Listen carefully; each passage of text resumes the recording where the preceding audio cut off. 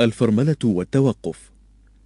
يعد نظام الفرملة والتوقف أهم عوامل الأمان في السيارة، فبفضل هذا النظام يتمكن السائق من إيقاف المركبة بشكل سريع عندما يعترض طريق المركبة أي عائق أو خطر، وبفضل هذا النظام أيضا تتمكن المركبة من تخفيف السرعة والمحافظة عليها. والسؤال الآن هو: كيف يعمل هذا النظام؟ عندما يقوم السائق بالضغط على دواسة الفرملة، تتحرك عتلة متصلة بهذه الدواسة من جهة، وبجهاز تقوية الفرامل من الجهة الأخرى. يقوم هذا الجهاز بمضاعفة قوة الضغط التي أثر بها السائق على الدواسة، وذلك حتى تصبح عملية الفرملة أكثر فاعلية. يحتوي جهاز تقوية الفرملة على اسطوانة رئيسية يتوسطها حجاب حاجز، وتتصل هذه الاسطوانة مع مجاري السحب الخاصة بالمحرك عن طريق هذا الخرطوم.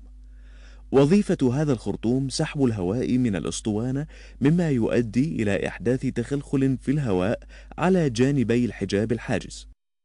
وكما أسلفنا، تتحرك هذه العتلة بفعل الضغط على دواسة الفرامل، محركة معها عمود المكبس، وفاتحة صمام الهواء الخارجي، ومغلقة صمام الهواء الداخلي.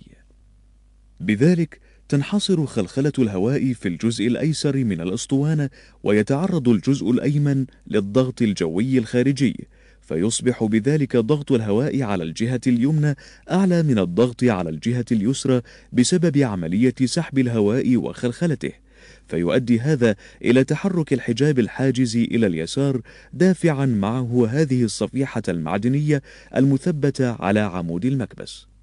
يقوم عمود المكبس بدوره بدفع زيت الفرامل وضغطه عن طريق مكبس للفرامل الخلفية ومكبس للفرامل الأمامية. عندها يندفع زيت الفرامل عبر أنابيب الزيت إلى الفرامل الخلفية والأمامية. إذن فالقوة المؤثرة على مكابس الزيت ليست هي القوة الوحيدة التي يؤثر بها السائق على دواسة الفرامل، وإنما يضاف لهذه القوة قوة الضغط الناتجة عن مقوي الفرامل. لذلك نلاحظ في معظم السيارات أن الفرامل تصبح شبه معدومة عندما يتوقف المحرك عن العمل، وذلك بسبب توقف عملية سحب الهواء عن طريق شوط السحب في أسطوانات المحرك، وتبقى بذلك قوة القدم هي القوة الوحيدة المؤثرة على مكابس الفرامل. دعنا الآن نعد إلى متابعة طريقة عمل الفرامل.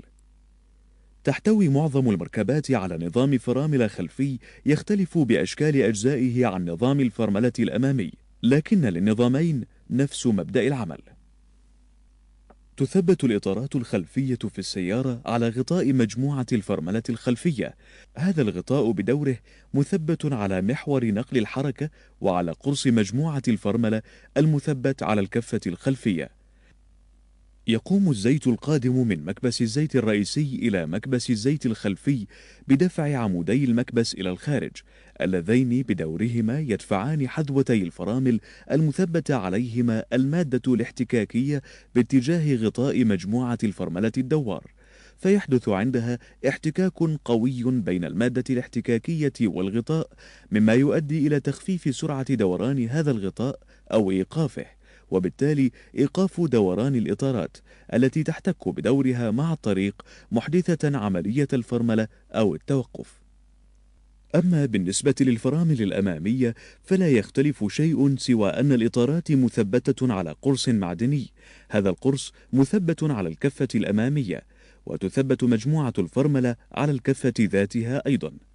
يقوم الزيت المندفع من مكبس الزيت الرئيسي إلى مكبس الزيت الأمامي بدفع عمودي المكبس إلى الخارج، اللذين بدورهما يدفعان المادة الاحتكاكية باتجاه القرص المعدني الدوار، محدثين بذلك احتكاكا بين المادة الاحتكاكية والقرص المعدني، مما يعني تباطؤ دوران القرص المعدني أو توقفه عن الدوران، وبالتالي توقف الإطارات الأمامية المثبتة على هذه الأقراص بسبب احتكاكها مع الطريق.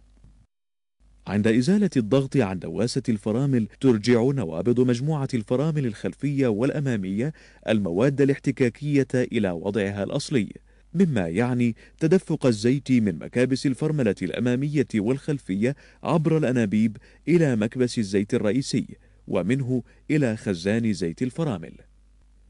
إذن نظام الفرملة يعتمد على تحويل الطاقة الميكانيكية الدورانية إلى طاقة احتكاكية، مما يعني ارتفاع درجة حرارة عناصر الفرملة، وبالتالي توقف الفرامل عن العمل في حالة ارتفاع درجة حرارتها بسبب الاستعمال المتواصل للفرامل.